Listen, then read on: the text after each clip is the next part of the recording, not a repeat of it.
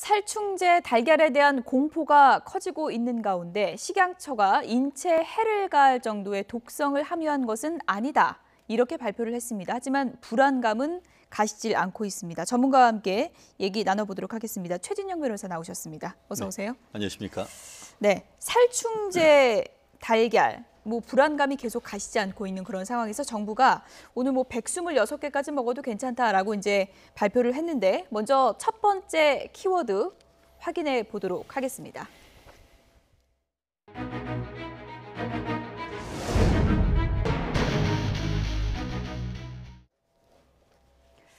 네, 살충제 달걀 몇 개도 아니고 평생 먹어도 괜찮다라는 게 이제 정부 발표인데 이걸 믿어도 되냐?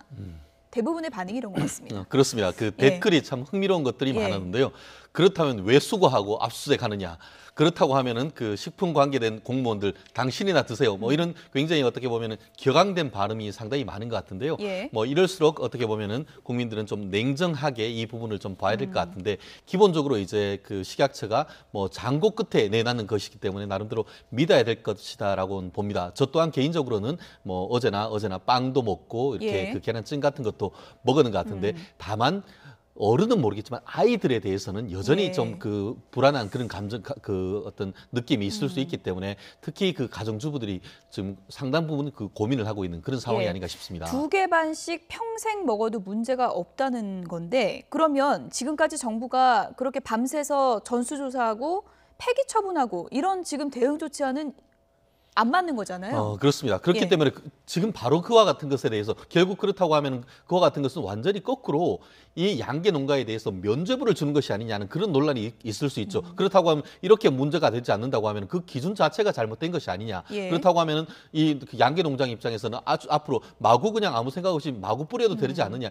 이런 지금 문제가 있기 때문에 결국 그 문제를 해결하고 국민들을 안심시키기 위해서 발표하는 것이 오히려 결국 역효과를 나타내고 있는 이런 부분이기 때문에 이런 부분에 대해서는 나름대로 어떤 발표는 믿어야 되긴 되겠습니다만 전체적인 신뢰를 떨어뜨렸다는 점에서 과연 그와 같은 발표 결과에 대해서도 아직까지는 국민들이 반신반의하는 그런 상황인 게 아닌가 조금 싶습니다. 전에 말씀하신 것처럼 정부 발표에 대해서 좀 황당하고 믿지 못하겠다 이런 반응이 많았습니다. 인터넷에 올라온 댓글들을 저희가 좀 모아봤는데 함께 보시죠.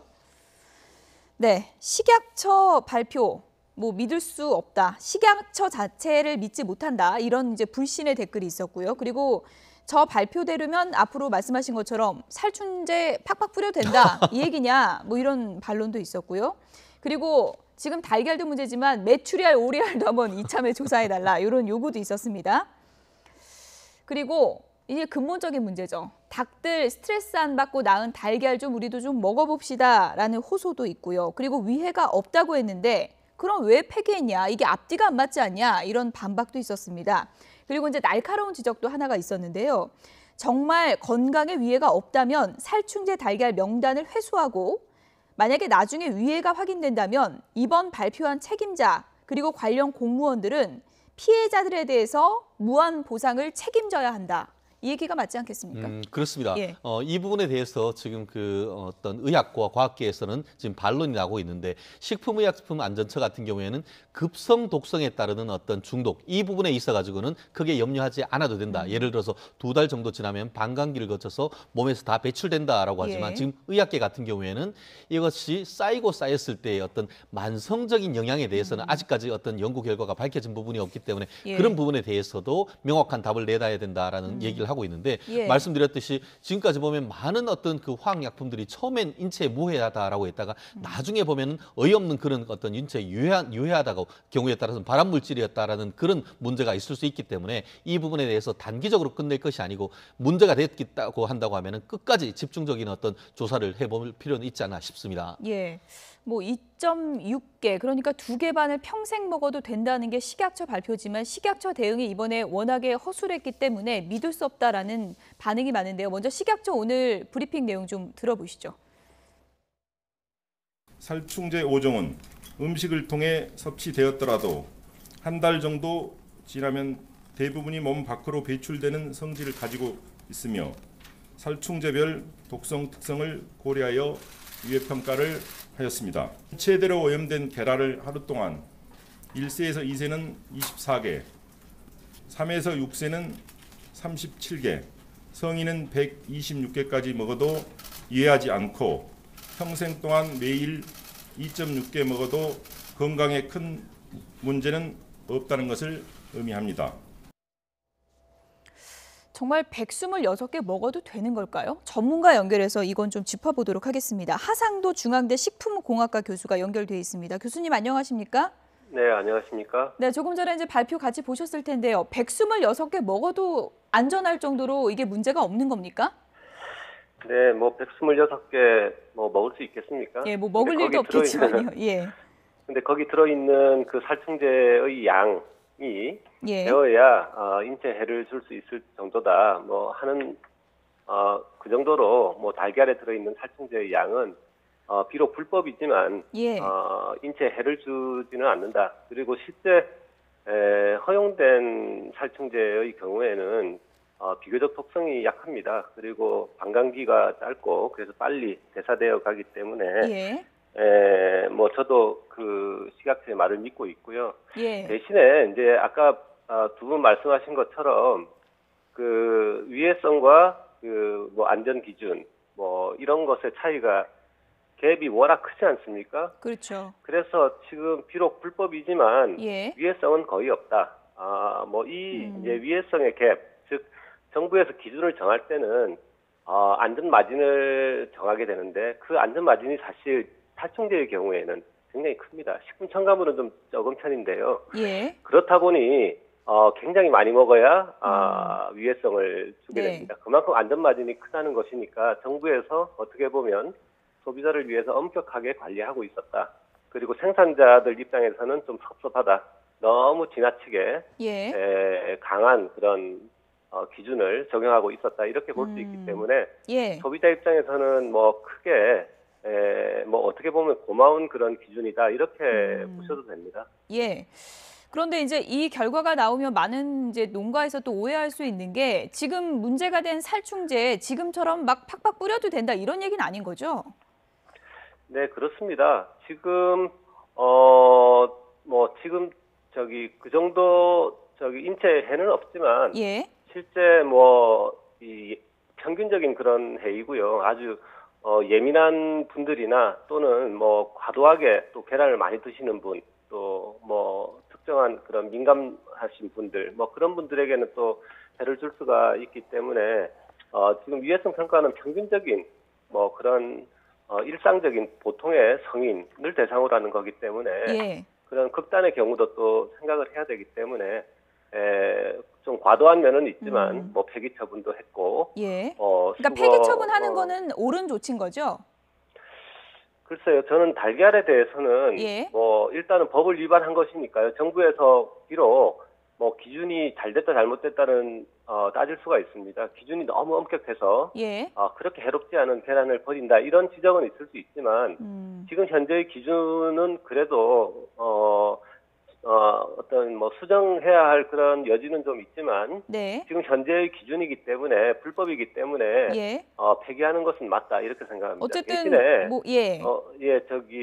유럽의 경우에는 이제 닭을 또 막 살처분하고 이러지 않았습니까? 저는 우리나라에서는 이런 일은 없어야 된다. 닭의 경우에는 비록 예. 살충제를 뿌렸다 하더라도 시간이 좀 지나면 약 2주, 3주 정도 지나면 닭의 예. 몸속에서 완전히 대사가 다 됩니다. 그러니까 불쌍한 닭은 살려 드시고 예. 계란만 되기 좋지 하는 것이 옳다 예. 이렇게 생각합니다. 이게 뭐 너무 지엽적인 질문이 될 수도 있을 것 같은데 먹을거리라 워낙 민감해서요. 오늘 식약처 발표가 평생 매일 2.6개씩 먹어도 건강에 큰 문제는 없다고 했는데 이렇다 네. 보니까 많은 분들이 그럼 2개 반 이상은 안 먹는 게 좋다는 가이드라인이냐 이렇게 이해하는 분들도 있더라고요. 네네. 네, 그건 뭐 수치일 뿐이고요. 제가 아까 말씀드린 것처럼 위해성 평가 결과 매일 2.6개 먹는 것은 안전하다 이렇게 나왔다면 예. 100% 안전하다. 2.6개까지는 100% 안전하다. 근데 2.6개 이상은 이제 초과 섭취할수록 위험성이 커지긴 하지만 위해성과 그 기준치 간의 갭이 워낙 큽니다. 예. 살충제는 굉장히 크게 잡기 때문에 뭐 2.6개 뭐 조금 더 뭐 3개, 4개, 5개 저는 뭐 이 정도는 결코 위해성을 주지 않을 것으로 생각합니다. 예. 저희가 이번 달걀 파동 관련해서 키워드별로 지금 살펴보고 있는데 첫 번째 키워드를 확인해 봤고요. 이번엔 두 번째 키워드를 확인해 보겠습니다.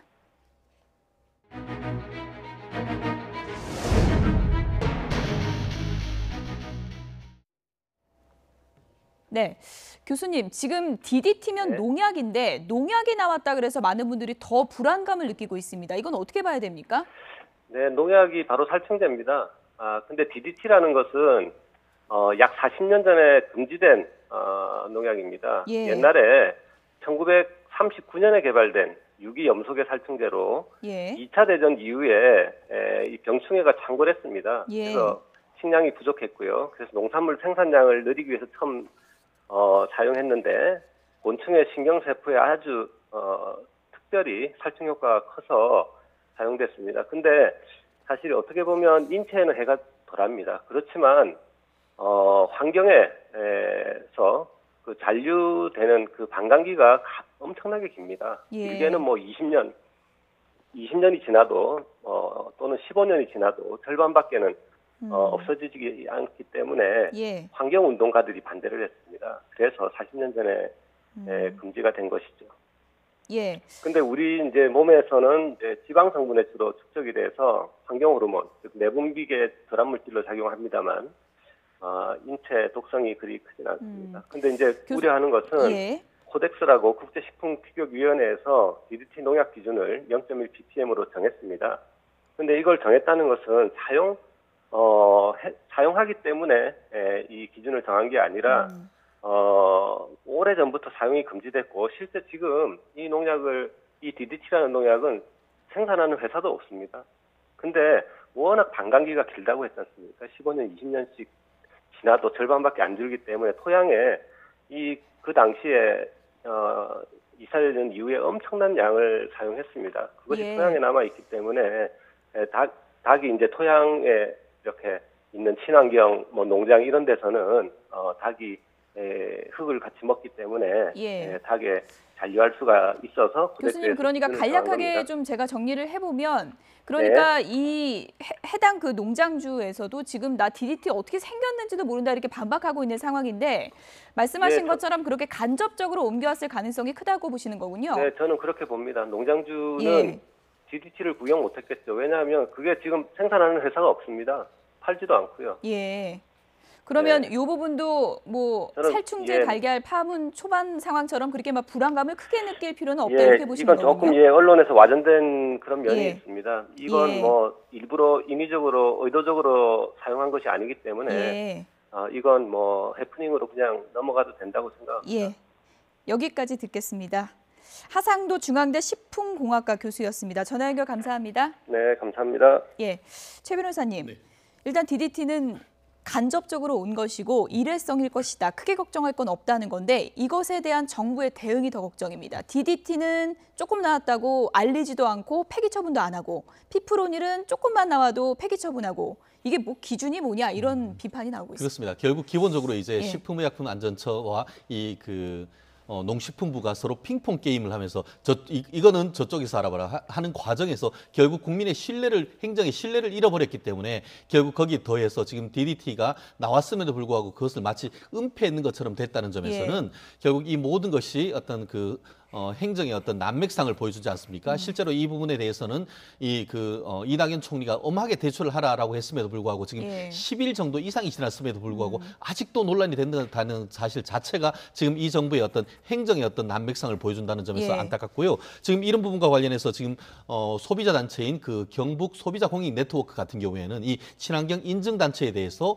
손해배상 청구 소송을 하겠다라고 지금 나와 있는 것 같은데 그렇군요. 물론 그 손해배상을 받을 수 있을지에 대해서는 아직까지 섣부르게 얘기할 수는 없습니다만 이와 같은 소송을 통해서 그 절차 과정에서 많은 사실들이 드러나고 또 그걸 통해서 어떤 행정이 다시 한번 정리가 된다고 하면은 이와 같은 소비자 운동은 상당히 의미 있는 것이 아닌가 생각합니다. 오늘 정부가 위해성이 없다 이렇게 이제 발표를 하고 나니까 농장들 쪽에서도 우리도 그럼 피해를 본 거냐 이런 입장도 나오고 있고 경찰이 살충제 판매 업체를 압수수색했다고 하는데 위해성이 없다고 하면 이걸 처벌은 또 어떻게 되는 겁니까? 그렇습니다. 기본적으로 이와 그와 같은 경우에도 지금 그 피프로닐 같은 경우에는 원칙적으로 써서는 안 되는 약인데 썼다는 점에서는 의미가 있는데 지금 특히 좀 일부 지역에서는 우리는 그것이 피프로닐인 줄을 모르고 썼다라고 얘기를 하고 있어요. 주문을 그 진드기 구제제를 주문을 했는데 이름도 안 써 있는 것을 왔기 때문에 결국 우리는 알지 못한 채 썼다 이렇게 얘기하고 있거든요. 뭔지도 모르고 썼다. 그렇죠. 이런 지금 거군요. 축산물관리법에 의할 경우에는 그와 같은 위험 물질을 알면서도 사용했을 경우에 처벌이 되는데 지금 본인들은 모르고 썼다라고 하기 때문에 그와 같은 부분에 대해서도 정말 알고 썼는지 여부에 대한 수사가 앞으로는 이루어져야 되지 않을까 싶습니다. 예. 어쨌든 뭐 난가 코드에 대해서도 상당히 혼선이 있었고 지금 국민이 불안한 것은 이것을 제대로 관리하고 있는가 이 부분에 대해 자체의 지금 불신이 커지고 있다는 게 큰 문제인 것 같은데요. 앞으로 정부가 좀 빠르게 이 부분을 좀 오해 없이 잘 풀어나갔으면 좋겠다는 생각이 들었습니다.